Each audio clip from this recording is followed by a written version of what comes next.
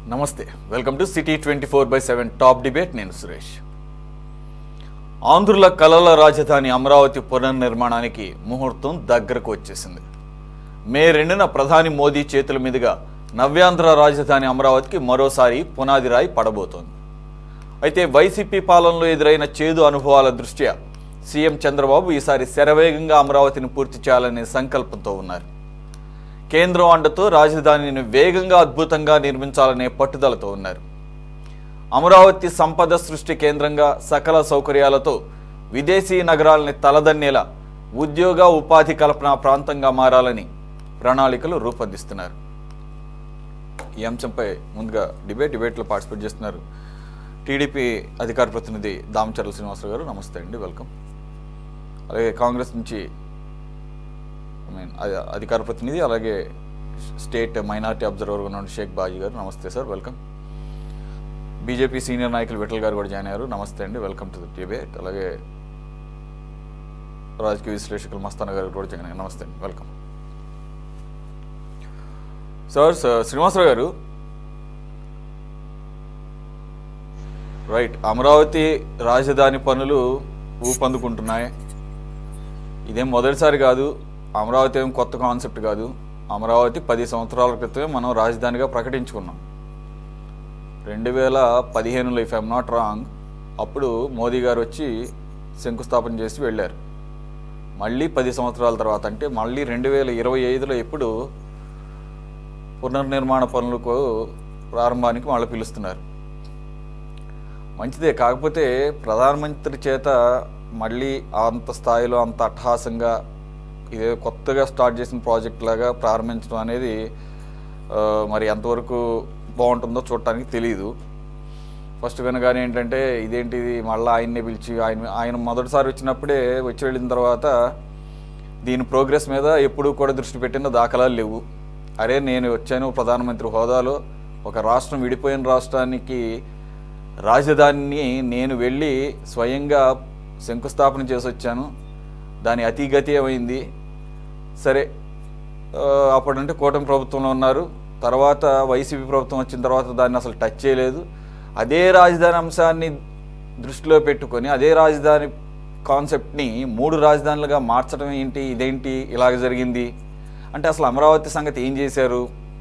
అమరావతిని 5 సంవత్సరాల పాటు అలా పాడుబెట్టినప్పుడు దీంట్లో నా పాత్ర కూడా కొంత ఉంటుంది కదా. నేను ఆ సందర్భంలో వెళ్ళి ఏదో కొబ్బరికాయ కొట్టి వచ్చేయలేదు కదా, ఏదో పార్లమెంట్ నుంచి కాస్త మట్టిను యమునా నది నుంచి కొంత నీరు తీసుకెళ్ళి ఇచ్చేసి రావటమే కాదు కదా నేను చేసింది. ఆ రోజు చాలా గొప్పగా స్పీచ్ ఇచ్చి వచ్చాను కదా, మరి స్పీచ్ అంతా నీళ్ళల్లో పోసినట్టుగా ఇలా చేశారని చెప్పేసి ఒక్కసారి కూడా రివ్యూ చేసిన పాప అనుకోలేదు. సరే, రివ్యూ చేసే అధికారం మీ చేతిలో లేకపోయి ఉండొచ్చు. ఈ ఫెడరల్ సిస్టంలో రాజధాని రాష్ట్రాల హక్కుల్ని లో ఇంటర్ఫీర్ అవ్వకూడదు అనేది ఒక పెద్ద కారణం చెప్పి, సాకుగా అంటాను నేనైతే, కారణం చెప్పి కనీసంగా అమరావతిని నోటిఫై చేయడానికి కూడా మనసు రాలే ఏ సందర్భంలోనూ. ఒకనొక సందర్భంలో అమరావతి రాజధానిగా ఇప్పటి వరకు గెజిటే రాలేదు నాకు తెలిసినంతవరకు, ఇప్పటికి ఈ రోజుకి కూడా అఫీషియల్గా. మరి అటువంటి పరిస్థితుల్లో మళ్ళీ ఆయన్ని పిలవటం, ఆయన ఎందుకు ఒప్పుకున్నారో తెలియదు, ఆయన రావటం, దానికి ఇంత అట్టహాసంగా కార్యక్రమానికి సన్నాహాలు చేయటం ఎలా చూడాలి సార్?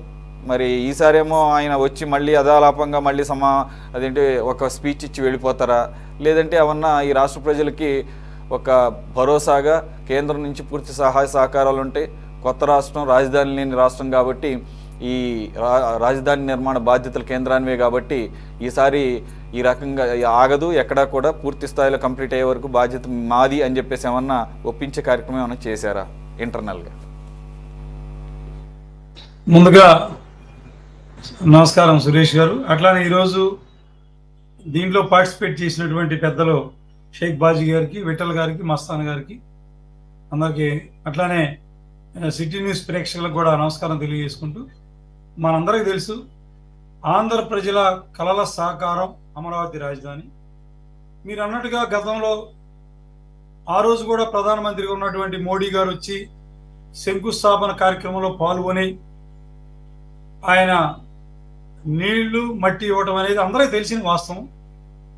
తర్వాత ఆ రోజు తెలుగుదేశం ప్రభుత్వం 2 సంవత్సరాలు ఈ ల్యాండ్ ఎక్విజిషన్ కావచ్చు, రిజిస్ట్రేషన్ కావచ్చు, సింగపూర్ వాళ్ళతోటి ప్లానింగ్ చేయడానికే సుమారుగా మనకు 3 సంవత్సరాలు పట్టింది.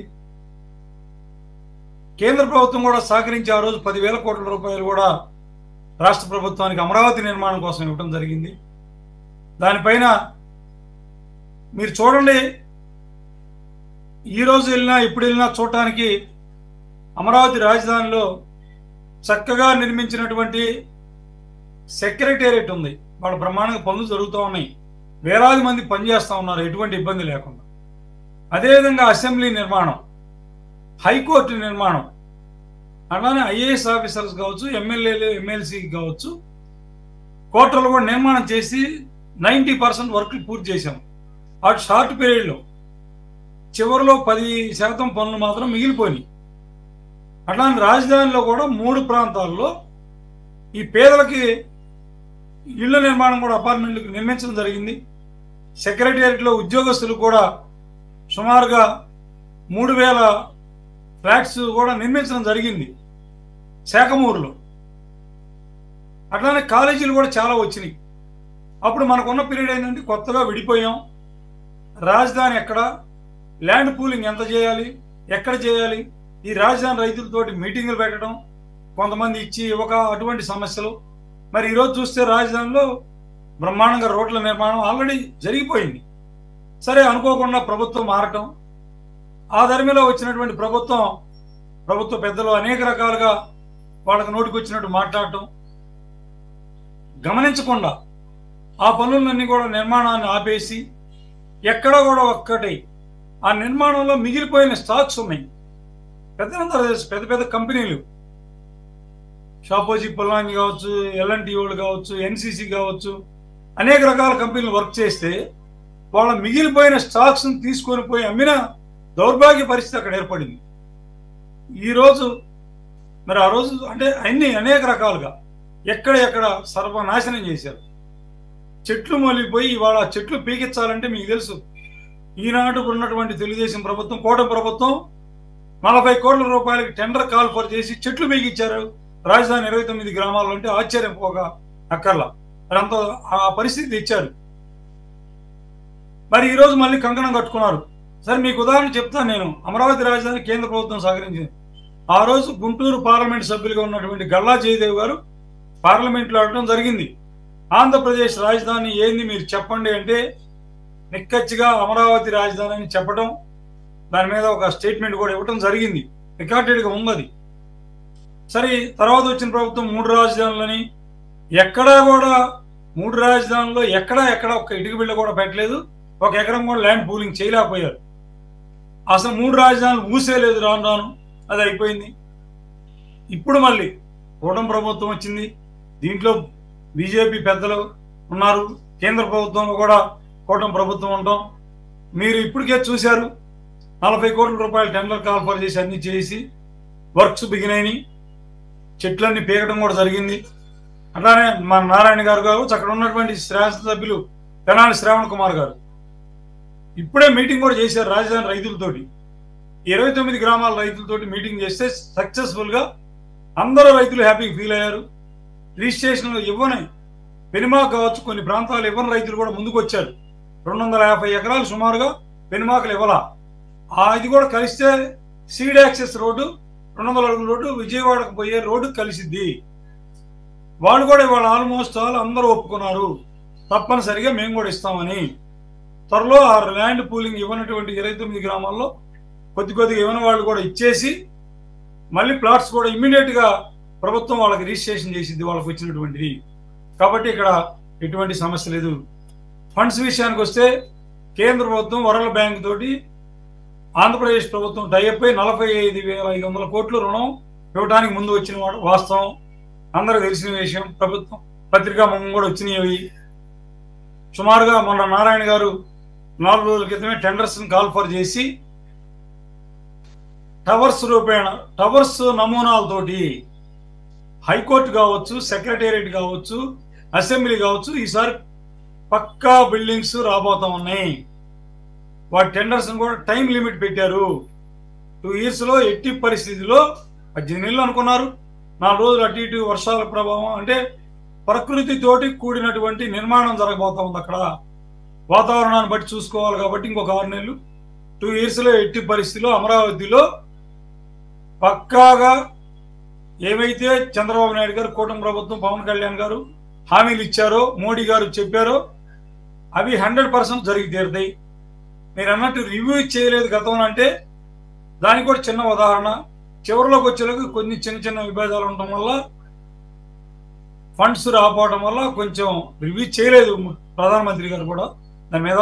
ఇప్పుడు రేపు మే 2వ తారీఖున రాజధాని పునర్నిర్మాణ పనులకి మళ్ళీ శంకుస్థాపన చేయబోతున్నారు. దాంట్లో తప్పే లేదు, 100కి 1000%. ఎందుకంటే 5 ఏళ్ల పాటు ఏమీ లేవు అక్కడ, అన్ని ఇదైపోయి వాటిని 1,00,000 కోట్ల రూపాయలతోటి ఈ రాష్ట్రంలో కొన్ని ప్రాంతాల్లో కూడా 1,00,000 కోట్ల రూపాయల పనులకి రేపు మోడీ గారు శంకుస్థాపన చేయబోతా ఉన్నారు. ఎటువంటి సంకోచం లేదు. కేంద్ర ప్రభుత్వం పూర్తిగా సహాయ సహకారాలు అందిస్తూ ఉంది.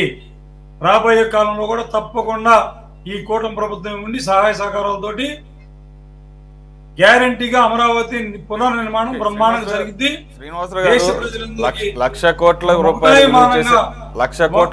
విలువ చేసే పనులకి 1,00,000 కోట్ల రూపాయలు విలువ చేసే పనులకి మనకి కేంద్ర ప్రభుత్వం మధ్యవర్తిగా ఉండి విప్పిస్తున్నటువంటి గ్రాంట్ 15,000 కోట్ల రూపాయలు వరల్డ్ బ్యాంక్ నుంచి, అలాగే నాబార్డ్ నుంచి మరో కొంత, అంతా కలిపి 30,000 కోట్ల రూపాయలే.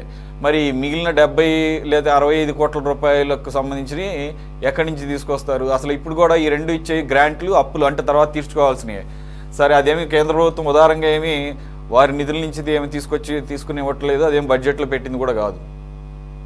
దానికి ఒక్కటే సార్, ఎప్పుడైనా మొట్టమొదటి నుంచి సెల్ఫ్ ఫైనాన్సింగ్ రాజధానిని బాబు గారు చెబుతానే ఉన్నారు, కూటమి ప్రభుత్వం చెబుతానే ఉంది. దాంట్లో ఎటువంటి సంకోచం లేదు. కొంత నిధులు సెల్ఫ్ ఫైనాన్సింగ్ ద్వారా అవకాశం ఉంటది, ఎటువంటి అనుమానం లేదు. ఆ వరల్డ్ బ్యాంక్ తెచ్చినటువంటి అప్పులు తీర్చడానికి సార్ ఇప్పుడు ఆ సెల్ఫ్ ఫైనాన్సింగ్ ఎలా సాధ్యం అంటే నారాయణ గారు పలు సందర్భాల్లో చెప్పారు. ఏంటది, పూలింగ్లో తీసుకున్న దానికి రైతులకి తిరిగి ఇచ్చేగా పోగా, అలాగే డెవలప్మెంట్ యాక్టివిటీస్కి అలాగే సంస్థలకు ఇచ్చింది పోగా మిగిలేది ఒక 4,000 నుంచి 5,000 ఎకరాలు అని చెప్పేసి అన్నారు. తీరా చూస్తే మొన్న కట్ చేస్తే చెప్పింది ఏంటి, ఆయన 2,000 ఎకరాలే మిగులుతుందట.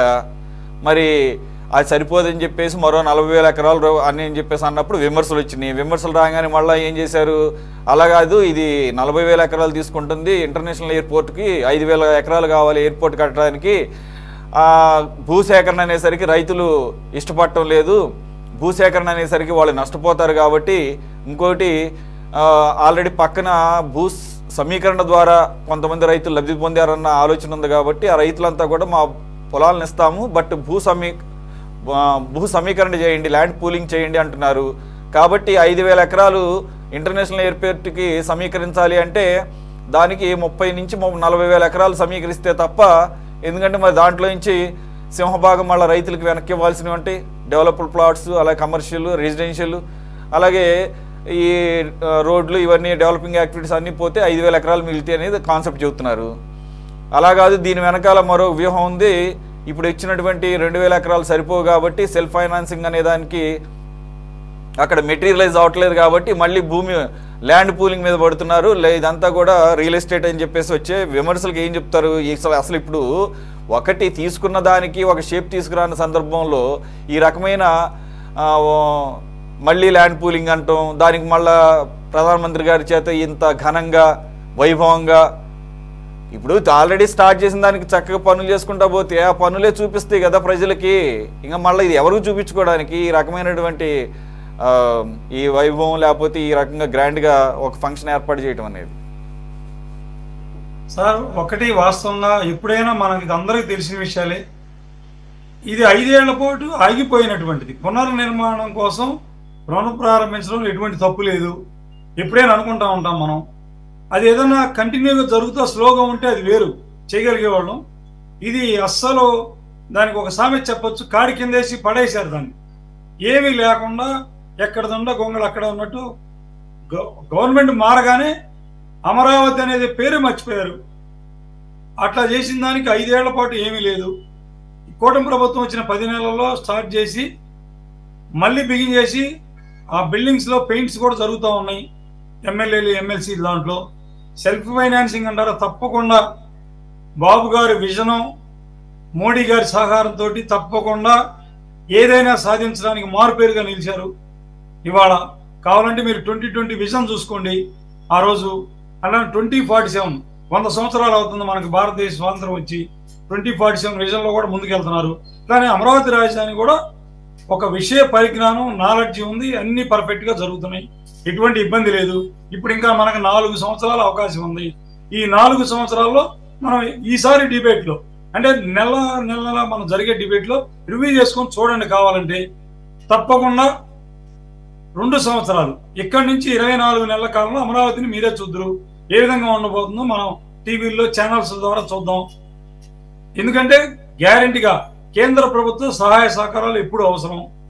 మనకు జిఎస్టీలో రావాల్సినటువంటి, ఇన్కమ్ ట్యాక్స్ లో రావాల్సినటువంటి వాటాను కూడా కొంత పెంచమని మన ఆర్థిక మంత్రి గారు కావచ్చు, పయ్యావుల కేశవ్ గారు, ముఖ్యమంత్రి గారు కూడా విన్నపం చేశారు.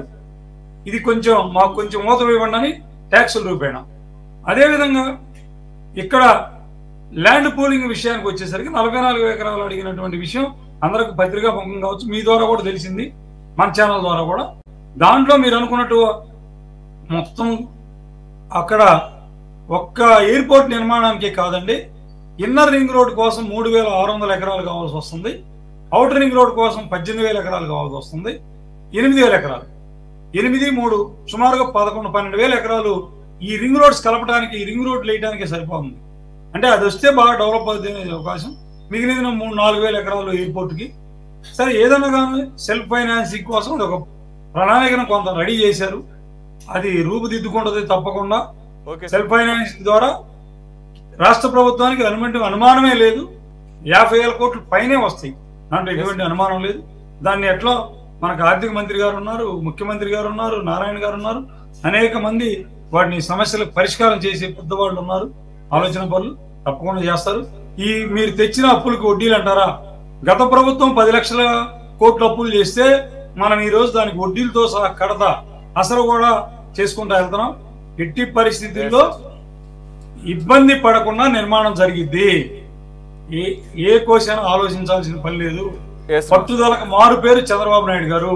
పోలవరం చూడండి, మీరు ఏదైనా చూసుకోండి. అంటే నేను ఇవన్నీ కూడా ఏంటంటే మీరు చెప్పిన డిబేట్ లో ఉదాహరణలు చెప్తా ఉన్నా. ఇవి మనకు పోలవరం కావచ్చు, అమరావతి కావచ్చు, ఇంకా ఈ నిర్మాణంలో మీరు అమరావతి రాజధానిలో అనేక రకాల రోడ్లు వేయాల్సింది ఉంది. మీరు అన్నట్టు ఇవాళ అంటే ఒక చిన్న ఉదాహరణ సురేష్ గారు, పెద్దలందరూ కూడా డిబేట్ సందర్భంగా చెప్తా ఉన్నా.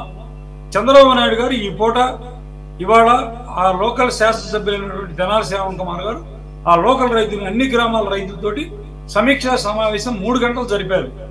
వెళ్ళేటప్పుడు అందరూ రైతులు హ్యాపీగా, మాకు ఎటువంటి ఇబ్బంది లేదండి, మీరు అన్నమాట ఇచ్చి మా అందరికి కూడా ఏదైతే మీరు ప్రామిస్ చేశారో అది నిలుపుతారన్నారు. తప్పకుండా త్వరలో ఈ 29 గ్రామాల ప్రజలకు సంబంధించినటువంటి రోడ్స్ కావచ్చు, వాటర్ కావచ్చు, ఎలక్ట్రికల్ కావచ్చు డెవలప్ చేసి వాళ్ళకి ఈ ప్లాట్లు అప్పచెబుతారనడంలో ఎటువంటి సంకోచం లేదు. అదే ఏదైతే ఎంప్లాయీస్ కోసం ఆల్రెడీ ఎమ్మెల్సీల కోసం ఈ క్వార్టర్స్ ఏదైతే కట్టారో అవి దాదాపు ఒక 5-6 నెలల్లోనే అందరికి హ్యాండ్ ఓవర్ చేయడం కూడా జరుగుతూ ఉంది. ఎట్టి పరిస్థితిలో చేస్తారు, అది మాకు వస్తున్నటువంటి సమాచారం. దాని మీద ఎటువంటి హంగు ఆర్పాటం అంటారా? ఎప్పుడైనా రాష్ట్ర ప్రజలు అన్ని ప్రాంతాలను వచ్చి గ్యాదర్ చేసుకొని చూపించడం, చెప్పడం వేరు. తప్పకుండా అది చేస్తేనే అభివృద్ధి అయింది. ఎట్లా చేస్తారు? ఒక ప్రధానమంత్రి గారు ఆయన నోటి ద్వారా ఏ విధంగా చెప్తారు, ఆయన మాటల్లో అందరం విన్నాం. ఆచరణ చేసే మనిషి ఆయన కూడా. ఇక్కడ ముఖ్యమంత్రి గారు చేసే మనిషి. ఇటువంటి ప్రభుత్వాలు ప్రజల నమ్మకాన్ని వమ్ము చేయవు. ఆంధ్ర ప్రజల కళల నెరవేరే రోజు దగ్గరలోనే ఉంది, ఇప్పటికే నెరవేరుతా ఉందని మేము ఈ సందర్భంగా తెలియజేస్తా ఉన్నాం.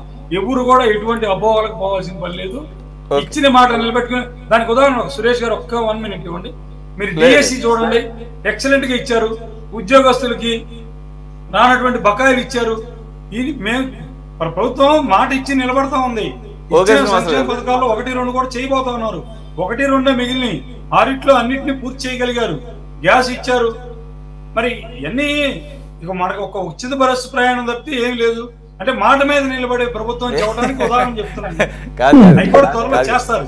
కాదు కాదు అసలైన తల్లికి దీవెన తల్లికి వందనం అలాగే జూన్ లో బిగిన్ చేస్తారు సార్. అదే మెటీరియలైజ్ అయిన తర్వాత చెప్పండి. మెటీరియలైజ్ అవ్వకముందే అయిపోయినట్టుగా చెప్తే అట్లాగూ రైట్. బాజీ గారు 28 కల్లా అమరావతిని కంప్లీట్ చేస్తాం. అమరావతిలో కంప్లీట్ చేస్తాం అంటున్నది ఏంటి? నేను విన్నంత వరకు ఐకానిక్ బిల్డింగ్స్, మళ్ళీ అసెంబ్లీ, సెక్రటేరియట్, హైకోర్టు. ఇప్పుడు ప్రజలకి ఈవెన్ కామన్ మ్యాన్గా మనందరికీ కూడా ఆల్రెడీ కట్టారు కదా. ఒకవేళ నిజంగానే ఐకానిక్ బిల్డింగ్స్ కట్టారు అనుకుందాం, తలదన్నేటట్టుగా అద్భుతంగా వైభవంగా కట్టారు అనుకుందాం. కానీ అదేం కొత్త ఫీలింగ్ ఏం రాదు కదా. అమరావతిలో కొత్తగా మళ్ళీ ఏదో కట్టేశారన్న ఫీలింగ్ రాదు కదా. ఎంత ఘనంగా కట్టినా ఆల్రెడీ ఉన్నాయే, ఈసారి బాగా కట్టి ఇంకా బాగా కొత్తగా ఏం కట్టారు ఇవి కాకుండానే చూస్తారు. ముందు రైతులకు అన్నిటికన్నా ముందు చేయాల్సింది వారికి ప్రామిస్ చేసినటువంటి డెవలప్డ్ ప్లాట్స్ ఇవ్వాలి. సరే, అది ఎలాగో జరుగుతుంది అంటున్నారు.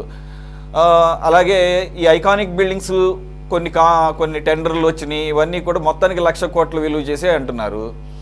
అక్కడ వచ్చేయేమో తక్కువ కనపడుతున్నాయి. అసలు మిగిలిన ఈ ఫైనాన్సెస్ ఎలా పూలింగ్ చేస్తారో అర్థం కావడం లేదు. ఈ లోపలనే మళ్ళీ సెకండ్ ఫేజ్ ఆఫ్ పూలింగ్ అనేది ఇంకొకటి స్టార్ట్ అవుతుంది. ఈ పరిస్థితుల్లో మోదీ గారిని మళ్ళీ పునర్నిర్మాణ పనులకి అంత ఆర్భాటంగా ఒక కార్యక్రమాన్ని చేపట్టడం, ఇదే సమయంలో మనకు అక్కడేమో పెహల్గాంలో జరిగినటువంటి టెర్రరిస్ట్ అటాక్, మొత్తం సెంటర్లో ఉన్నటువంటి అన్ని ఫోర్సెస్ కానీ లేకపోతే మినిస్ట్రీ కానీ క్యాబినెట్ కానీ ఇంక్లూడింగ్ ప్రైమ్ మినిస్టర్ సహా అంతా దాని మీద తలమునకలై ఉన్నారు. సరే, ఇది ముందే ప్రీ ప్లాన్డ్ కాబట్టి దీనికి రేపు రావచ్చు. ఈ పరిస్థితుల్లో ప్రత్యేకంగా అమరావతికి ప్రధానమంత్రి గారి ద్వారా ఏమన్నా ఒక భరోసా లభించే అవకాశం ఎక్కడన్నా కనబడుతుంది? అసలు ఆ ఆశ ఏమన్నా ఉందా?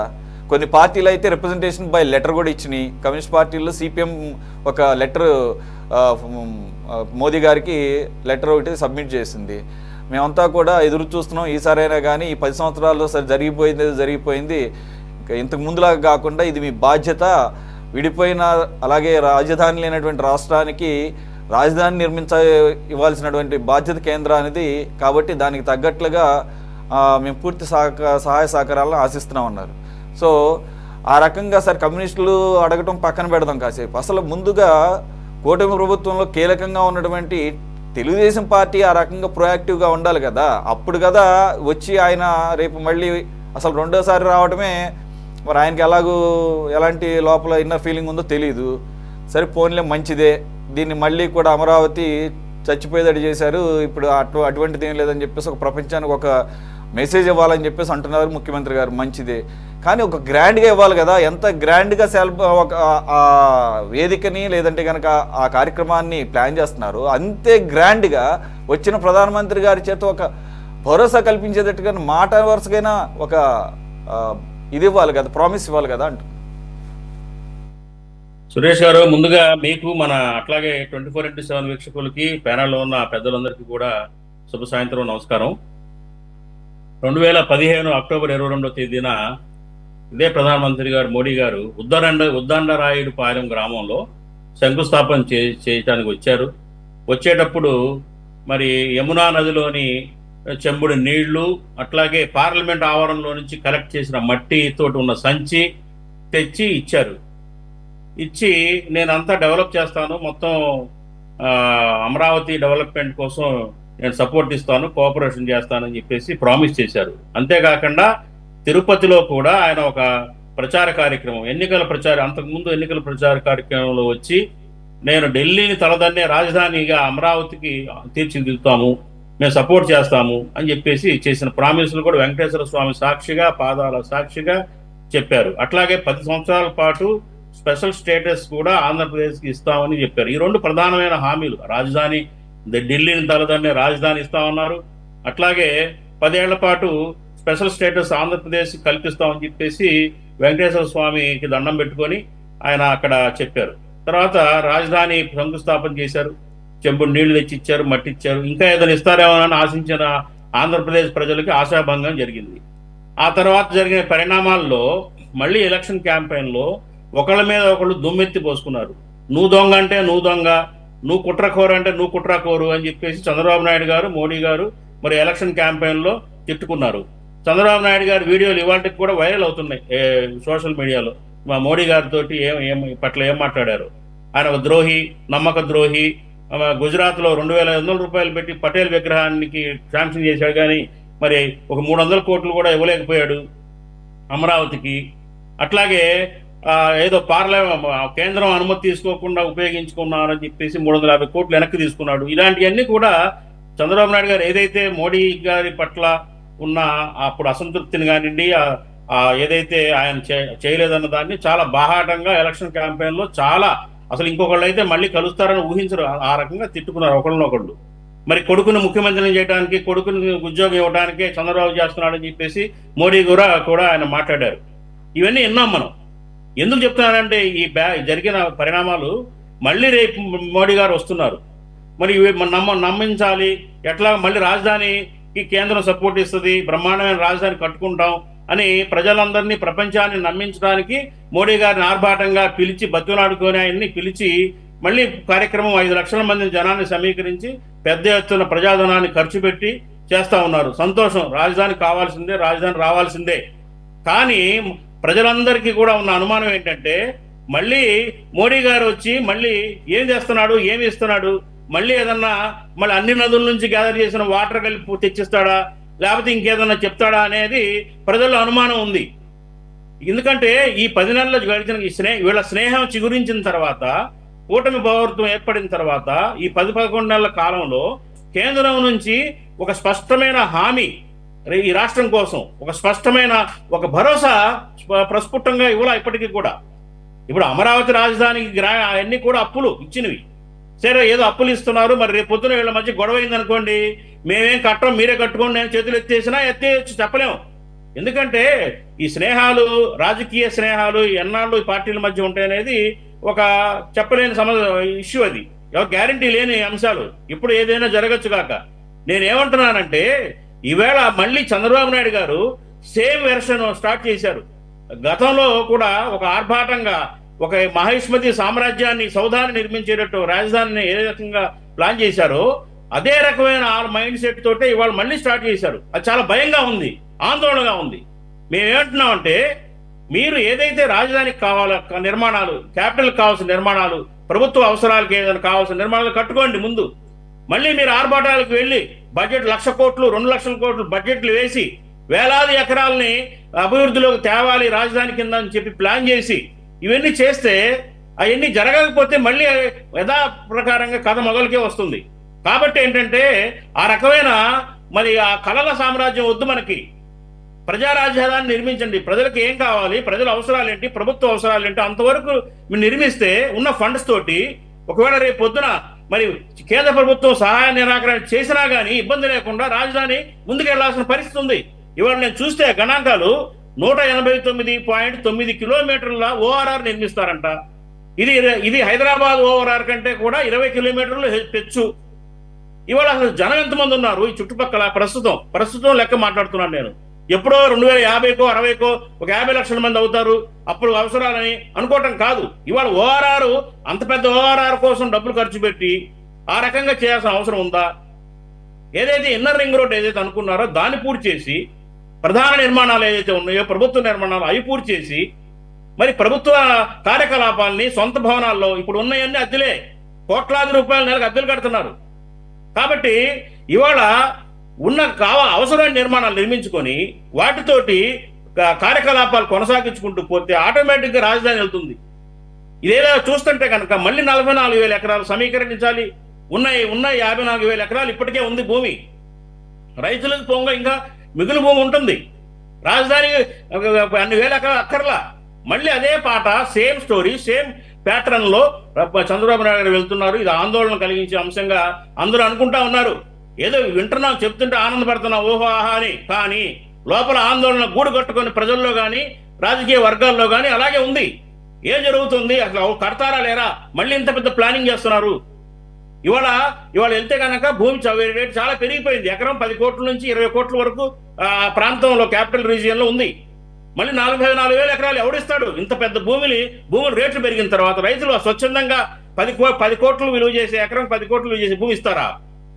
కాబట్టి ఏంటంటే ఇక్కడ ఈ ఓఆర్ఆర్ చుట్టూతా ఇంత పెద్ద విస్తీర్ణంలో భూములు కలెక్ట్ చేసి ఒక రియల్ ఎస్టేట్ మహా రియల్ ఎస్టేట్ వ్యాపార సామ్రాజ్యానికి తెరలేస్తున్నారా అనే అనుమానాలు కూడా కలుగుతున్నాయి.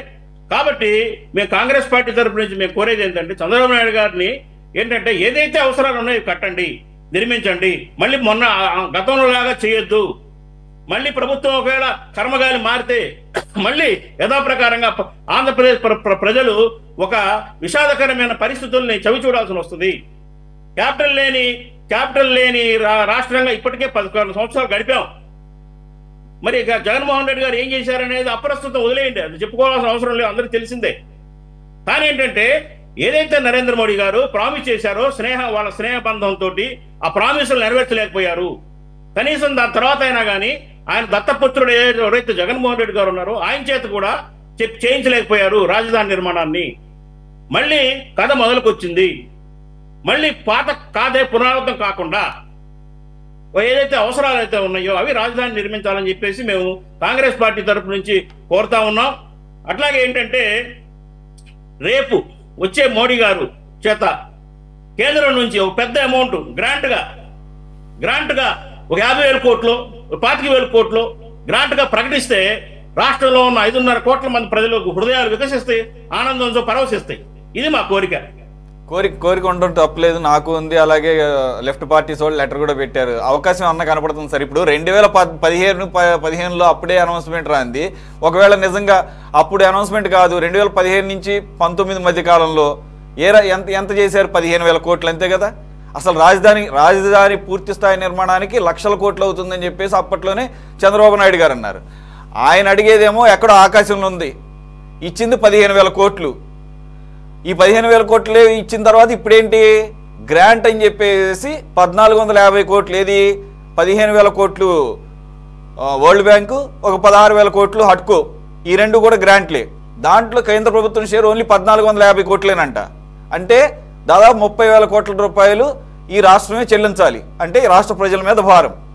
మరి అప్పుడే అనౌన్స్మెంట్ లేనటువంటిది 10 సంవత్సరాల తర్వాత ఇప్పుడు ఇస్తారు. అందులోనూ ఇప్పుడున్నటువంటి ఈ కశ్మీర్ అంశం ఇంత హాట్గా ఉన్న సందర్భంలో ఓకే, ఆ రోజే ప్రకటించాల్సిన అవసరం లేదు, మీకు ఎందుకు భరోసాగా ఉండండి, మొత్తం కూడా అన్ని నిర్మాణాలు కంప్లీట్ చేసే బాధ్యత కేంద్రం తీసుకుంటుంది అన్న మాట కూడా అనిపించగలరా అనేది ఇప్పుడు పెద్ద సంశయం.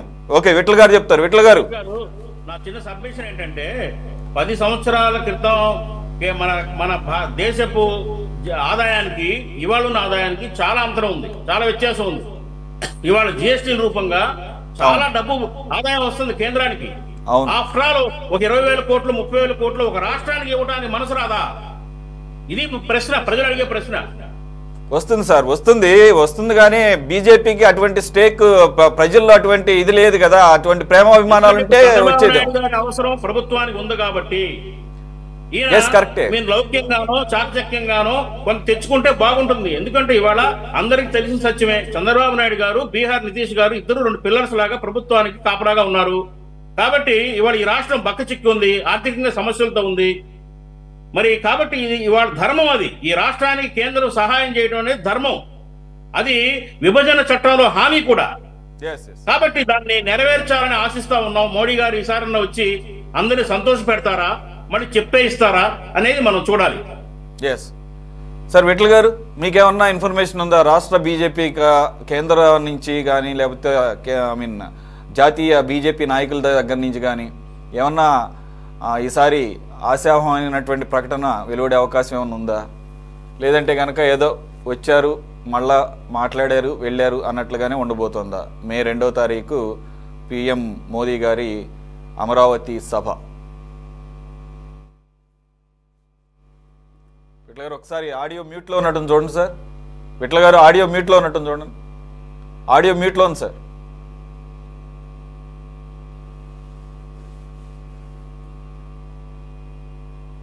సార్ రావట్లేదు సార్, ఆడియో రావట్లేదు, ఒకసారి చూడండి. హలో, ఇప్పుడు okay okay okay right. Suresh గారు, మీకు ఛానల్లో ఉన్న పెద్దలకు అదేవిధంగా మా మిత్రుడు శ్రీనివాసరావు గారికి అందరికీ కూడా శుభ సాయంకాలం. మన ఛానల్ని వీక్షిస్తున్నటువంటి అనేక కోట్ల మంది ప్రజానీకానికి కూడా ఈరోజు శుభ సాయంకాలంగా మేము అభినందనలు తెలియజేస్తున్నాను. అదేవిధంగా ఆంధ్రప్రదేశ్లో ఉన్నటువంటి మీడియా, అన్ని మీడియాల ప్రముఖులకు కూడా చేతులెత్తి నమస్కారం చేస్తున్నాం. దయచేసి గతంలో ఏ విధంగా అయితే భారతీయ జనతా పార్టీని భ్రష్టు పట్టించారో మళ్ళీ అదే కార్యక్రమం, ఇప్పుడు ఇందాక నుంచి మీరు చెప్పింది, మళ్ళీ అదే కార్యక్రమం పునరావృతం కాబోతోంది. వాస్తవంగా అయితే 2-3 పాయింట్లు ఏంటంటే, ఒకటి, ఇవాళ దేశ కాల పరిస్థితుల ప్రకారం బహుశా మోదీ గారు రాకపోవచ్చేమో అనేదేమో మా భావన. ఒక విధంగా రాకుండుంటే బాగుందని కూడా మేము కోరుకుంటున్నాం. ఎందుకనంటే మన ఆంధ్రప్రదేశ్లో మన మీడియా పెద్దలు ఒక హైక్ని క్రియేట్ చేసి, ఆ హైక్ ఎప్పుడైతే ఫుల్ఫిల్ కాలేదో మా మీద బురద చల్లటానికి కేవలం ఆ హైక్ను ఒకదాన్ని క్రియేట్ చేయటం అనేది ఒక ఆనవాయితీగా వస్తుంది. ఎందుకంటే ఇప్పుడు ఇందాకటి నుంచి పెద్దలు చెప్పిన దాని ప్రకారంగా ఇప్పటి వరకు నరేంద్ర మోదీ గారు కానీ బీజేపీ కానీ ఎక్కడా కూడా మేము 1,00,000 కోట్లో 50,000 కోట్లో లేకపోతే ఇంకా 1,00,000 కోట్లో ఇస్తామని మేము ఎక్కడా ఇంతవరకు అనౌన్స్ చేయలేదు. ఒకటి. రెండోది, ఈ రాష్ట్రానికి కావాల్సినటువంటి వనరులు సమకూరుస్తామనే హామీ ఇవాళ కాదు, 2015లో ఇచ్చాం, ఇవాళ ఇస్తున్నాం. ఇకపోతే మూడో పాయింట్, ఈ రోజున మీరన్నట్టు ఇప్పుడు మోదీ గారు ఎందుకు రావటం, వచ్చేం ఉద్ధరించాలనే భావనలో మాట్లాడుతున్నారు. నేనేమంటానంటే ఒక బ్రాండ్ ఇమేజ్. ఈ రోజున చంద్రబాబు నాయుడు గారు రావాలా, వస్తే ఈ రాష్ట్రాన్ని అభివృద్ధి చేస్తాడు, అదేవిధంగా అమరావతిని కూడా ఒక ఉన్నతమైన స్థాయిలో అభివృద్ధి చేస్తాడు అనేటువంటి ఒక బ్రాండ్ ఇమేజ్. అంత మాత్రం చేత చంద్రబాబు నాయుడు గారు ఏం తీసుకొచ్చి అక్కడ 1,00,000 కోట్లు ఆల్రెడీ డంప్ చేయలా. అదేవిధంగా రేపు పొద్దున మోదీ గారు కూడా బుధాన సంచులు వేసుకొని వచ్చి ఇక్కడ ఏమో ఇవ్వదు. కానీ ఒక బ్రాండ్ ఇమేజ్ ఏంటయ్యా అంటే, చంద్రబాబు గారు వస్తే అభివృద్ధి జరుగుతుంది, అదేవిధంగా నరేంద్ర మోదీ గారు వచ్చి ఇక్కడ మరలా ప్రారంభోత్సవం, వాస్తవంగా మరలా ప్రారంభోత్సవం అక్కర్లా, కానీ ఎందుకనే అంటే గతంలో జరిగినటువంటి డిస్టర్బెన్స్, అంటే గత ప్రభుత్వం చేసినటువంటి అరాచక పాలన నుండి ప్రజలు తిరిగి మళ్ళీ సామాన్యమైనటువంటి సాధారణమైన జీవనంలోకి వెళ్ళే క్రమంలో ఒక భరోసా, ఒక హామీ ఇవ్వడానికి చంద్రబాబు నాయుడు గారు పెట్టినటువంటి ప్రోగ్రాం ఇది. అంతే తప్ప రేపు మోదీ గారు వచ్చి నాకున్న అవగాహన ప్రకారం అయితే ప్రత్యేకించినటువంటి ఎటువంటి హామీలు ఉండవు.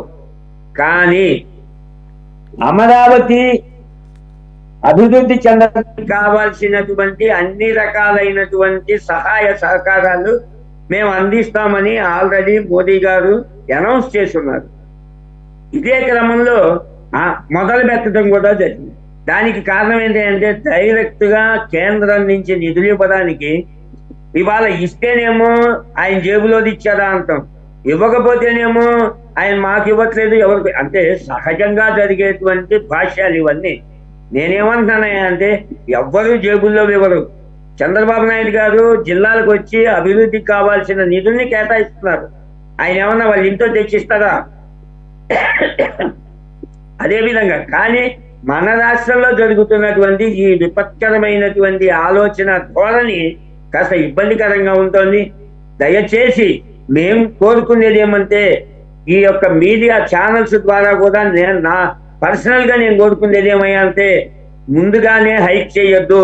హైక్ చేసి ఏదో ఇస్తారని ఊహలు కల్పించి ఆ తర్వాత వాళ్ళు వచ్చి ఇక్కడ ఇవ్వకపోతే అయిపోయింది, ఇంకేముంది ఇవ్వలేదు అనే భావంతో ప్రజల్ని ఇబ్బంది పెట్టే పరిస్థితి అయితే మనకొద్దు.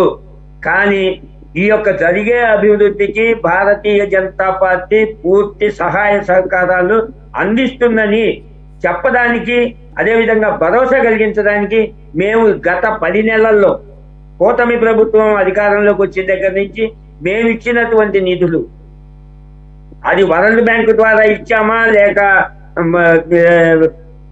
సెంట్రల్ గవర్నమెంట్ నుంచి ఇచ్చామా, అదేవిధంగా రైల్వే ప్రాజెక్టులు శాంక్షన్ చేశామా, రోడ్లు మన నితిన్ గడ్కరీ గారు శాంక్షన్ చేశారా, ఇలా అనేక విధాలుగా కేంద్ర ప్రభుత్వం ఏమి ఇవ్వగలుగుతుందో ఫెడరల్ ప్రభుత్వంలో కేంద్ర ప్రభుత్వం రాష్ట్ర ప్రభుత్వం అడగందే మాత్రం ఏమీ ఇవ్వదు.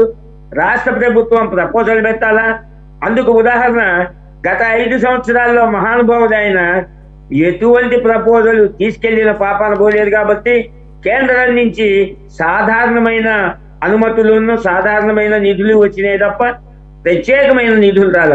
అదే ఈ రోజున చంద్రబాబు నాయుడు గారు వచ్చిన దగ్గర నుంచి అదే ఒక యావగా అదే ఒక దృఢ సంకల్పంతో డిపిఆర్లు తీసిపోయి సబ్మిట్ చేస్తూ ఉంటే కేంద్ర ప్రభుత్వం ఇస్తూ ఉంటుంది. అందువలన మేమైతే ఏం చెప్తున్నామా అంటే ఈ రోజు కూడా కేంద్ర ప్రభుత్వం భారతీయ జనతా పార్టీ ఎన్డీఏ ప్రభుత్వం కూడా మన రాష్ట్రంలో రాజధానికి పూర్తిగా కట్టుబడి ఉన్నాము. అలా అని మీరు ఎక్కడో ఏదో ఊహించుకొని మహా ఇంద్ర భవనాలకో లేదా ఇంకో దానికో అయితే ప్రభుత్వంలో అటువంటి అవకాశాలు ఉండవు. కానీ సాధారణ పరిపాలన జరగడానికి ఎటువంటి ఇబ్బందులు జరగకుండా పరిపాలన సౌలభ్యం కోసం కావాల్సినటువంటి ప్రభుత్వం ఏ రకంగా దానికి సహకరించగలదో అటువంటి సహకారాలన్నీ ఇవ్వడానికి కేంద్ర ప్రభుత్వం సిద్ధంగా ఉన్నది. అది ప్రజలందరికీ కూడా ఈ రోజున అర్థమైపోయింది కాబట్టి ఈ యొక్క కార్యక్రమం అందరూ ఎదురు చూస్తున్నారు ఈ రోజున. ఎందుకనే అంటే గతంలో జరిగిన పరిస్థితుల నుంచి మనం పునరావృతమయ్యి మళ్ళీ పునరుజ్జీవంతో ఈ యొక్క ఉత్పత్తి అభివృద్ధి కోసం మనం ప్రయత్నం చేసే క్రమంలో ఈ రోజున మీరు చెప్పినట్లు వాస్తవానికి అయితే నరేంద్ర మోదీ గారు వాళ్ళు రావాల్సిన అవసరం లేదు. ఎందుకని ఆల్రెడీ ఒకసారి శంకుస్థాపన చేసిందే. కానీ శంకుస్థాపన చేసిన దాన్ని భ్రష్టు పట్టించిన మహానుభావుడు ఉన్నారు కాబట్టి అవన్నీ మళ్ళీ ఊసుదులిపి మళ్ళీ మేము బాగు చేస్తాం బాబు అని చెప్పడం కోసమే ఈ కార్యక్రమం చేపట్టింది. జరిగే కార్యక్రమాలు జరుగుతూనే ఉంటాయి. ఏ విధంగా మీరు చూసినట్టయితే ఇదే కాదు, మీకు కనుక అర్థమైతే పోలవరానికి కూడా మేము నిధులు ఇస్తున్నాం.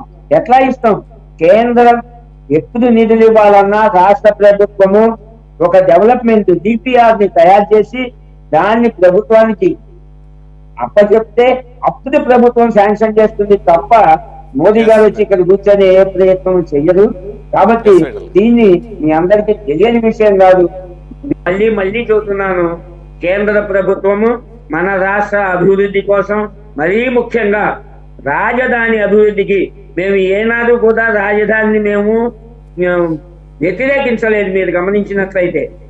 కానీ ఇక్కడ ఉన్నటువంటి లోకల్గా ఉన్నటువంటి లోకల్ పార్టీలు చేసిన ఆ యొక్క దుష్ప్రచారం తప్ప భారతీయ జనతా పార్టీ మొదటి నుంచి కూడా, ఇందాక మీరు ఒక మాట అన్నారు గెజిట్ అయిందో కాలేదో అని. గెజిట్ అయింది సార్. ఆ గెజిట్ చేయటానికి కూడా ఆ రోజున పట్టుబట్టి మా కిషన్ రెడ్డి గారు మన ప్రాంతం కాదు తెలంగాణ అయినప్పటికీ కిషన్ రెడ్డి గారు వెళ్ళి పట్టుబట్టి ఈ యొక్క రాజధానిని గెజిట్ చేయించారు. కాబట్టి అటువంటి భయాలు లేవు. ఆ గెజిట్ చేయించడం వల్లనే గత ముఖ్యమంత్రి రాజధాని విషయంలో ఏమి చెయ్యలేక కేవలం మీనమేషాలు లెక్కేసి కాలయాపన చేశారు తప్ప దాన్ని ఏమి చెయ్యలేకపోవటానికి అది కూడా ఒక కారణం. ఇవన్నీ కూడా గమనించాలని కోరుకుంటున్నాం. అదేవిధంగా మళ్ళీ చెబుతున్నాను, భారతీయ జనతా పార్టీ మన యొక్క రాష్ట్ర రాజధాని అభివృద్ధికి పూర్తిగా కట్టుబడి ఉన్నది. కట్టుబడి ఉన్న విధానం ప్రకారంగానే ఈ యొక్క రాష్ట్ర ప్రభుత్వం కోరుకున్న దానికే వాళ్ళు సహకరిస్తారు తప్ప మనం అనుకుంటున్నట్టుగా వాళ్ళు ఇక్కడికి వచ్చి అయితే ఏమీ చెయ్యరు. చెయ్యాల్సిందే రాష్ట్ర ప్రభుత్వమే. మంది ఫెడరల్ వ్యవస్థ కాబట్టి రాష్ట్ర ప్రభుత్వమే చేయాలా. రాష్ట్ర ప్రభుత్వానికి మేము పూర్తి సహాయ సహకారాలు అందిస్తామని 1కి 100 సార్లు భరోసా ఇస్తున్నాం. ఓకే విఠల్ గారు. సార్ మస్తాన్ గారు, గత 5 సంవత్సరాలు అంటే మొత్తం 10 సంవత్సరాల్లో మొదటి 5 సంవత్సరాల్లో కేంద్రం యొక్క కంట్రిబ్యూషన్ మీరేం చూశారు? సరే, ఇప్పుడు మళ్ళీ అప్పుడేమో శంకుస్థాపన కోసం వస్తే ఈసారి అమరావతి పునర్నిర్మాణ పనుల ప్రారంభోత్సవానికి వస్తున్నారు. పేరేదైనా కానీ దాదాపుగా రెండోసారి రావటమే అది. ఇకపోతే సరే విఠల్ గారు కూడా క్లారిటీగా చెప్పేశారు అటువంటి ఏమీ ఎక్కువగా ఊహించుకోవద్దు అని చెప్పేసి. ఎవరు ఊహించుకోవట్లేదు కూడా, అటువంటి ఆశ కూడా లేదు గత 10 సంవత్సరాల్లో వ్యవహరించిన తీరును బట్టి చూస్తే. అసలు ఓవరాల్గా విభజన చట్టంలో రాజధాని నిర్మాణం యొక్క బాధ్యత కేంద్రానికి డౌట్ ఏం లేదు. ఎందుకంటే తెలంగాణకి ఆల్రెడీ ఉన్న రాజధానిని కట్టబెట్టేశారు. రాజధాని లేని రాష్ట్రంగా ఆంధ్రప్రదేశ్ ఉంది 2014కి. సో కొత్తగా ఫ్రమ్ ది స్క్రాచ్ మొదటి ఇటుక నుంచి కూడా మనం కట్టుకోవాలి. కేంద్రంలో ఉన్న పార్టీలు తీసుకున్న నిర్ణయం అది. ఆంధ్రప్రదేశ్ ప్రజలు కోరుకున్నటువంటి విభజన కాదు ఇది. తెలంగాణ ప్రజలు కోరుకున్నటువంటి విభజన వలన వారు లాభపడ్డారు. ఆంధ్రప్రదేశ్ ప్రజలు కోరుకోనటువంటి విభజన ద్వారా తీవ్రమైనటువంటి నష్టాన్ని అనుభవిస్తోంది ఆంధ్రప్రదేశ్. విడిపోయినప్పుడు ఆంధ్రప్రదేశ్ ఎంత సుభిక్షంగా ఉంది, విడిపోయిన తర్వాత ఆంధ్రప్రదేశ్ యొక్క పరిస్థితి ఏంటి? తెలంగాణ ఎలాగో కూడా సర్ప్లస్ స్టేట్గా మిగిలింది. వారు గర్వంగా చెప్పుకుంటున్నారు. సరే, వారు గత 10 సంవత్సరాల్లో వారు రాజకీయంగా ఏం చేసుకున్నారు అనేది అక్కడ ఉన్నటువంటి వ్యవహారం. ఏదేమైనా ఒక గుండికాయ లాంటి హైదరాబాద్ని వదిలేసి వచ్చాం. దాదాపుగా తెలంగాణకి పూర్తి స్థాయి ఆర్థిక వనరులు హైదరాబాదే మేజర్గా కంట్రిబ్యూట్ చేస్తుంది. అమరావతికి అటువంటిది లేదు కదా.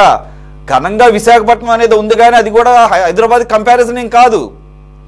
విశాఖపట్నం మనకు ఆంధ్రప్రదేశ్ ఉన్నట్లు ఒక మేజర్ డెవలప్డ్ సిటీ అంతే. కాబట్టి అమరావతి అనే కొత్త ప్రాజెక్ట్ని టేకప్ చేసిన తర్వాత మా బాధ్యత ఓన్లీ ఆ సెక్రటేరియట్ వరకు, అసెంబ్లీ, హైకోర్టు నిర్మాణాల వరకే కేంద్రం తీసుకుంటుంది బాధ్యత. ఆ రకంగానే కనపడింది. మీకేమన్నా వేరేగా ఏమన్నా డిఫరెంట్గా ఏమన్నా మీరేం చూసారా? అలాగే ఫ్యూచర్లో ఏమన్నా కేంద్రం యొక్క లేదా బీజేపీ యొక్క ఓవర్ లుక్ ఏమైనా మారే అవకాశం ఉందా అమరావతి నిర్మాణం విషయంలో? ఇప్పుడు వరకైతే ఇది ఈవెన్ ఈ కొత్త గవర్నమెంట్లో ఇంత కీలకమైనటువంటి భూమిక పోషిస్తున్నటువంటి తెలుగుదేశం పార్టీ, జనసేన పార్టీ ఎంపీల ద్వారా సెంట్రల్లో గవర్నమెంటే సర్వే అవుతున్న సందర్భంలో కూడా గ్రాంట్ అని చెప్పేటటువంటి మనసు కూడా రాలేదు. 15,000 కోట్లు త్రూ వరల్డ్ బ్యాంక్, 16,000 కోట్లు త్రూ హడ్కో, దాంట్లో 1,400 కోట్లు మాత్రమే కేంద్రం భరిస్తుందంట. మిగిలిన 30,000 కోట్ల రూపాయలు స్టేటు. మరి 1,00,000 కోట్ల రూపాయల్లో ఇంకా ఏమని ఎక్స్పెక్ట్ చేయగలం? ఆల్రెడీ చెప్తున్నారు విఠల్ గారు అటువంటి ఏమో ఆశించవద్దని. సో మరి దాన్ని ఆంధ్రప్రదేశ్లో బీజేపీకి ఉన్నటువంటి స్టేక్ చూసి ఈ రకంగా ఉందనుకోవాలా? లేదంటే కనుక చంద్రబాబు నాయుడు గారు, పవన్ కళ్యాణ్ గారు మితిమీరినటువంటి ఒక ఫ్రెండ్షిప్ ఆఫర్ చేస్తున్న దాన్ని ఏమంటారు, అడ్వాంటేజ్గా తీసుకుందని భావించాలా?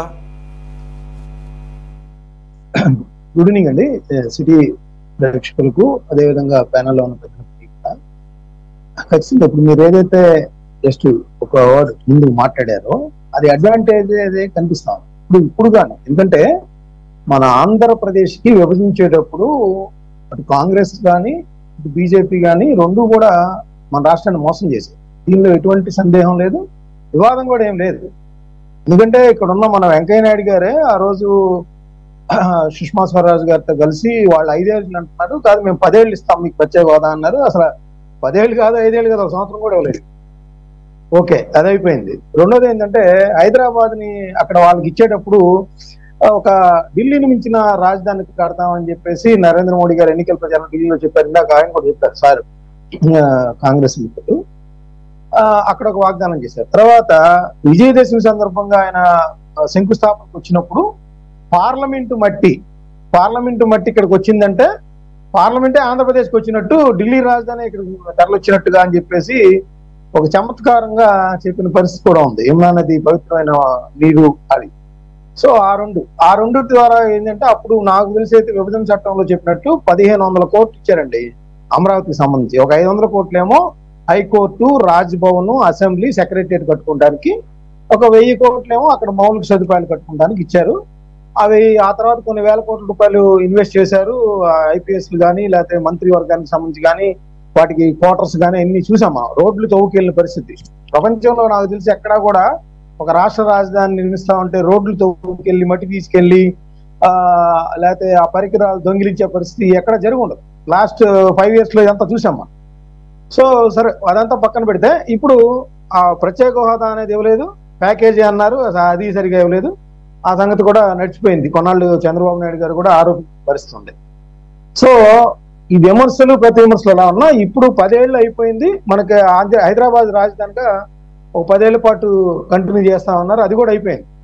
ఇప్పుడు రాజధాని ఒక రకంగా లేదు. సరే, ఇప్పుడు ఇందాక మనం చంద్రబాబు నాయుడు గారు రైతు సమావేశంలో అమరావతి ఆంధ్రప్రదేశ్కి ఆత్మలా ఉంటుంది, నేను ఖచ్చితంగా వచ్చే 3 సంవత్సరాల్లో దీన్ని కంప్లీట్ చేయడంతో పాటు పెద్ద ఇప్పుడు హైదరాబాద్ని ఏ విధంగా డెవలప్ చేస్తామో ఆ విధంగా చేయబోతా ఉన్నాము.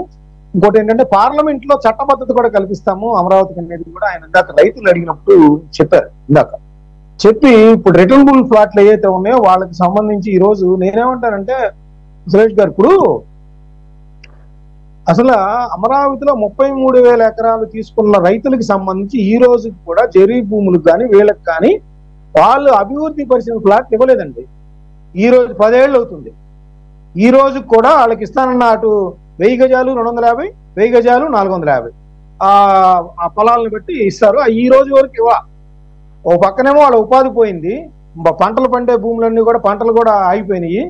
ఏదో కౌలు వస్తుంది, కౌలు రావడం వేరు, పంటలు 3 పండితే వాడు రైతు అనేవాడు వాళ్ళ కుటుంబం కానీ ఎలా ఉంటుంది అనేది మనకు తెలుసు. సో ఇప్పుడు అది అయిపోయింది. ఇప్పుడు ఆయన విశాలంగా కావాలంటున్నారు. ఓకే, చంద్రబాబు నాయుడు గారి మీద నమ్మకం ఉందో కొంతమంది. ఇప్పుడు మన పెదకూరుపాడులో భాష్యం ప్రవీణ్ గారు రైతులతో మీటింగ్ పెడితే చాలా మంది 7,000 ఎకరాలు కూడా ఇస్తాను వస్తున్నారు. నిర్ణయం ఏంటంటే అసలు ఈ 10 ఏళ్లలో ఉపాధి కోల్పోయిన రైతులకు కానీ ఆ ప్రాంతంలో రైతు కూలీల పరిస్థితి కానీ అవేమీ నెరవేర్చలేదు. ఓ పక్కన మళ్ళీ మనం అమరావతికి వెళ్తాం. ఇప్పుడు నేను అనేది ఏంటంటే మన మీద డిపెండ్ అయి ఉంది. ఇప్పుడు విట్ల గారు ఎలా చెప్తారండి, అసలు ఏం అడగద్దు, హైప్ క్రియేట్ చేయొద్దని. అక్కడ బీహార్కి, గుజరాత్కి, ఇంకా చెప్పాలంటే జార్ఖండ్కి అన్ని వేల కోట్ల రూపాయలు ఇస్తా ఉంటే మన ఎంపీల మద్దతు తీసుకొని ఇవ్వడానికి ఏంటండి, ఎందుకు అడగకూడదు? మీరు 10 ఏళ్ళు ప్రత్యేక హోదా ఇస్తానని ఇవ్వలేదు. ఇంకా ఇప్పుడేమో ఈ డిపెండెన్సీ సర్కార్ ఇప్పుడే అనౌన్స్ చేశారే. ఒక రాజ్యసభ విజయసాయి రెడ్డి గారు రిజైన్ చేస్తే మీకు ఇక్కడ బలమే లేదు. అయినా పాకా వెంకట సత్యనారాయణ గారిని మీ బీజేపీ అభ్యర్థిగా ప్రకటించుకొని అది కూడా తీసుకుంటున్నారు. అంటే రాజ్యసభ సభ్యులు వచ్చినా తీసుకుంటారు, అసెంబ్లీలో బలం లేకపోయినా కూడా మీరు పొత్తు పెట్టుకొని తీసుకున్నారు, తప్పులేదు. మీరు ఎన్నైనా తీసుకోండి. ఆంధ్రప్రదేశ్కి సంబంధించి విభజన చట్టంలో పేర్కొని ఎందుకు అమలు చేయలేకపోతున్నారు? మోడీ గారు తిరుపతిలో ప్రకటించిన అద్భుతమైన నగరాన్ని ఎందుకు నిర్మించలేకపోతున్నారు? ఎందుకు సపోర్ట్ చేయలేకపోతున్నారు? పోలవరం కావచ్చు, లేకపోతే అవేవి మన విశాఖపట్నం కావచ్చు, లేకపోతే రైల్వే జోన్ కావచ్చు, ఎందుకు మేము పోరాడి 10 సంవత్సరాలు పోరాడితే కానీ ఇప్పుడు కూడా గ్రౌండ్ అవ్వని పరిస్థితి ఎందుకు ఉంది? వీటన్నిటికీ సమాధానం చెప్పాలి నరేంద్ర మోడీ గారు. ఆయన ఏదో చెప్తారు, ఏం చెప్పరు, వచ్చేసి మళ్ళీ చెంబు మట్టి ఇచ్చేళ్తారంటే ఎట్లా కుదిరింది? ఖచ్చితంగా చెప్పాలి ప్రజలకు. ఆంధ్రపులు వాళ్ళు ప్రత్యేక హోదా ఎందుకు ఇవ్వలేదు? కొన్ని పరిశ్రమలు పెట్టే వాళ్ళకి రాయితీలైనా ఇచ్చేలాగా ఒక 5 సంవత్సరాలు 10 సంవత్సరాలు మోడీ గారి చేతిలో ఉంటది కదా, ఆయన ఎంపవర్డ్ కదా. ఇప్పుడు ఎట్లయితే కొన్ని రకాల 370 ఆర్టికల్ రద్దు చేశారు, రకరకాల విప్లవాత్మక చర్యలు తీసుకున్నప్పుడు ఒక ఆంధ్రప్రదేశ్కి మీరు ఇచ్చిన హామీలు నెరవేర్చుకోవడానికి ఎందుకు వెనకాడుతుంది? నరేంద్ర మోడీ గారు ఖచ్చితంగా రేపు ఆన్సరబుల్. రేపు ఖచ్చితంగా రైతులకు కావచ్చు, ఇక్కడ ప్రజలకు కావచ్చు, ఆంధ్రప్రదేశ్ ప్రజలందరికీ కూడా ఆయన జవాబు చెప్పాల్సిన ప్రశ్నలు చాలా ఉన్నాయి. అదేవిధంగా ఖచ్చితంగా నిధులు కానీ, ఆంధ్రప్రదేశ్ అభివృద్ధికి దోహదం చేసే పరిశ్రమల రాయితీలు కానీ, లేదా ఆయన చేసే అద్భుత నగరానికి సంబంధించి నేను ఇంత సపోర్ట్ ఇస్తానని కానీ ఈ విధమైన ఖచ్చితంగా ప్రకటనలు అనేవి అందరూ ఎక్స్పెక్ట్ చేస్తా ఉన్నారు. వాటికి సంబంధించి నరేంద్ర మోడీ గారు ఖచ్చితంగా, ఎందుకంటే ఇప్పుడు పొలిటికల్ గా ఉన్నాము వాళ్ళకి సపోర్ట్ గా, ఏ విధంగా ఈవెన్ జగన్మోహన్ రెడ్డి గారు కూడా ఆయన ఎన్డీఏలో లేకపోయినా కూడా అన్కండిషనల్ గా అన్నిటికీ ఆయన బిల్లులన్నిటికీ పాస్ చేసేలాగా ఓట్ చేశారు. సరే, అప్పుడు సపోర్ట్ తీసుకున్నారు, మాకేం రాలేదు. ఇప్పుడు సపోర్ట్ తీసుకున్నారు, ఏమి ఇవ్వట్లేదంటే ఎట్లా కుదిరింది? ఖచ్చితంగా అమరావతికి సంబంధించి వాళ్ళు ఏదైతే సెంట్రల్ గవర్నమెంట్ కి సంబంధించిన ప్రాజెక్టులు ఇక్కడ కొన్ని పెట్టాలి. ఇప్పుడు అక్కడ ఎట్లయితే హైదరాబాద్ లో డిఆర్డిఏ కావచ్చు, బిహెచ్ఎల్ కావచ్చు, ఎట్లయితే వచ్చినాయో కొన్ని పరిశ్రమలు, అదే విధమైన పరిశ్రమలు అటు విశాఖపట్నంలో కానీ, ఇటు లేకపోతే ఎక్కడైతే తిరుపతి శ్రీ సిటీలో కానీ, లేకపోతే అనంతపురంలో కానీ, రాయలసీమలో కానీ ఖచ్చితంగా వాటికి సంబంధించిన అనౌన్స్మెంట్స్ నరేంద్ర మోడీ గారి దగ్గర నుంచి ఎక్స్పెక్ట్ చేస్తా ఉన్నారు. ఆయన చేయాల్సిన అవసరం కూడా ఉందని నేను చెప్తాను. ఎస్ మస్తాన్ గారు, మీరు అన్నట్లుగా 41 కేంద్ర ప్రభుత్వ సంస్థలకి 300 ఎకరాలు కేటాయించారు. సో వాటిని త్వరితగతిని కంప్లీట్ చేయాల్సిన అవసరం ఉంటుంది. అన్నిటికీ మించి చంద్రబాబు నాయుడు గారు మేము బార్లా తెరిచేసాము, ఇండస్ట్రియలిస్టులందరికీ కూడా ఇండస్ట్రియలిస్ట్ ఫ్రెండ్లీగా ఉంటాము, అద్భుతమైన పారిశ్రామిక విధానం ఉంది, మేము అన్ని సకల సౌకర్యాలు కల్పిస్తాము, లేకపోతే భూములు తక్కువ రేటుకి ఇస్తాము, ఇంకా మాట్లాడితే టీసీఎస్ లాంటి సంస్థకి 99 పైసలకే ఇది లీజ్ కూడా కాదంట, ఏకంగా సేల్ డీడెడ్ అని చెప్పేసి అంటున్నారు. ఆ రకంగా పరిచయ బదులు ఒక చిన్న మనకి ఆల్రెడీ ఇచ్చినటువంటి హామీయే ఈ రాష్ట్రానికి 5 సంవత్సరాలు 10 సంవత్సరాలు ప్రత్యేక హోదా కనుక అనౌన్స్ చేస్తే ఆటోమేటిక్గా పరిశ్రమలు తరలొస్తాయి కదా. అసలు ఇలాగ రాష్ట్ర ప్రభుత్వం ముందడు ప్రత్యేక హోదానే ఇవ్వకర్లా, కొన్ని సంవత్సరాల పాటు రాయితీలు ఇవ్వనండి. అదే ఆ పేరు అనేది తీసేసాము, ఆ పేరు అనేది తీసేసామంటున్నారు. ప్రణాళికా సంఘం సభ్యులు అలా చెప్పట్లేదు. సరే నీతి ఆయోగ్ అని కొత్తగా తీసుకొచ్చారు, ఓకే పేరు తీసేయండి, పేరుకు బదులు దానికి తగ్గట్టుగా అదే రూపేణ ఇవ్వడానికి ఏమైంది? మీ చేతిలో మీరు అన్నట్లు ఆయన హెడ్ ఆఫ్ ది క్యాబినెట్ కదా, ఆయన తలుచుకుంటే పెద్ద విషయం కాదు కదా. రైట్, ఏదేమైనా కానీ పునరాలోచించాల్సిన అవసరం ఉంటుంది.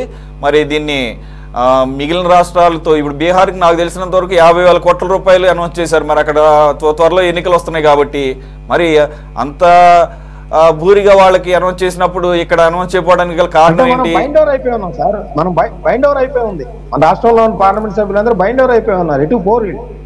సరే, మరి గత ప్రభుత్వం బైండ్ ఓవర్ అయిందంటే దానికి ఒక రీజన్ ఉంది. ఆయనకి ఏదో వ్యక్తిగతంగా ఉన్నటువంటి కేసులు, ఈడీ సిబిఐ కేసులు అనుకుందాం. మరి ఈ ప్రభుత్వానికి సంబంధించిన పెద్దలకి ఏమున్నాయి అని చెప్పేసి బైండ్ ఓవర్ అవుతున్నారు. మనం బైండ్ ఓవర్ అవడంలో తప్పులేదు. మీరు తీసుకురండి, మీరు అక్కడి నుంచి నిధులు తీసుకురండి, బైండ్ ఓవర్ అవ్వండి, ఇబ్బంది ఏం లేదు. నిధులు తీసుకురండి, పరిశ్రమలు తీసుకురండి, మీరేం చెప్తారా? కనీసం చేయండి. మస్తాన్ గారు ఆల్రెడీ రిక్వెస్ట్ చేసి ఒక రిప్రజెంటేషన్ డిపిఆర్ కూడా ఇవ్వడం రిక్వెస్ట్ చేయాల్సిన అవసరం లేదు సార్. మన హక్కు, వాళ్ళ బాధ్యత. వెయిట్ చేద్దాం. ఇప్పుడు సబ్సిడీస్ కావచ్చు సార్, 10 ఏళ్ళు అయిపోయింది. హైదరాబాద్ రాజధాని గారు మీరు మీడియా ద్వారా మీకు కూడా చాలా విషయాలు తెలుసు.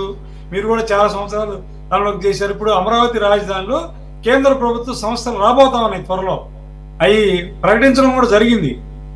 అవి ఇప్పుడు లాకు సంబంధించిన కాలేజీ డిఆర్డిఏ కూడా వస్తున్నాయి. వాటికి కూడా ల్యాండ్ అలొకేషన్ కూడా జరుగుతూ ఉంది. ఇటువంటి కేంద్ర ప్రభుత్వం పూర్తిగా సహకరిస్తుంది. కాకపోతే ప్రజలందరూ ఏంటంటే మోడీ గారు ఏం చెబుతారు, బాబు గారు ఏం చెబుతారు, పవన్ కళ్యాణ్ గారు ఏం చెబుతారు విందాము. రాజధాని వీళ్ళు చెప్పే మీటింగుల్లో చెప్పిన మాటలు ఆచరిస్తారు. తప్పకుండా అమరావతి రాజధాని, అమరావతి ప్రాంతం అంతా కూడా డెవలప్ అయితేనే ఆసక్తితో ఈ రాష్ట్ర ప్రజలందరూ ఎదురు చూస్తున్నారండి. నేననేది ఈ కొద్ది ప్రాంతం వాళ్ళు కాదు, అట్లా తెలంగాణ వాళ్ళు కూడా ఎదురు చూస్తున్నారు. వాళ్ళకు కూడా అవసరం ఉంది. అందుకని మీరు అనుకున్నట్టుగా మాటలు ఏం చెప్తారు, వాళ్ళు ఏం మాట్లాడతారు, ఆలకిద్దాం అనే దీంట్లో ఉన్నారని నేను అనుకోవడం లేదు. 10 సంవత్సరాలు ఆల్రెడీ మాటలే విన్నది, చేతలే ఇక్కడ కనబడాల్సింది. రెండోది, మస్తాన్ గారు, శ్రీనివాసరావు గారు ఇద్దరికి అంటే నాకున్నటువంటి ఇది చెప్తున్నాను, మేబీ బ్యాలెన్స్ షీట్ ఎలా ఉంటుందేమో. లాస్ట్ 5 సంవత్సరాలు ఆయన ఎందుకు బైండ్ ఓవర్ అయిపోయాడంటే ఆల్రెడీ చెప్పాను కదా, ఆయనకు ఉన్నటువంటి పర్సనల్ ఆబ్లిగేషన్స్ జగన్మోహన్ రెడ్డి గారికి. ఇప్పుడున్న దానికి చంద్రబాబు నాయుడు గారికి అటువంటి లేదుగా. కానీ చంద్రబాబు నాయుడు గారు 2018లో బయటకు వచ్చినప్పుడు కొన్ని మాటలు మాట్లాడారు కదా, ఆ మాటలకి యొక్క బ్యాలెన్స్ షీట్ ఇదంతా కూడా. అందు గురించే దాన్ని అక్కడ బ్యాలెన్స్ చేశారు. కాబట్టి అటన్నింటి సారీ అని చెప్పలేరు. కాబట్టి మేము ఇచ్చింది తీసుకోండి, ఎక్కువ మాట్లాడకండి, ఎక్కువగా అడగండి అన్న రీతిలో ఉందేమో నేను అనుకుంటున్నాను. చూద్దాం. అలా కాదు, ఇది నిజమైన ఫ్రెండ్షిప్పే, మా గుండెల్లోంచి వస్తున్నటువంటి ఫ్రెండ్షిప్ ఇదంతా కూడా. ఈ ఆలింగనాలన్నీ కూడా హృదయాంతరాల నుంచి వస్తున్నాయని చెప్పేసి అనుకోవడానికి మీరు ఏదైతే చేతల్లో చూపిస్తారో అదే మాకు కనపడాలి.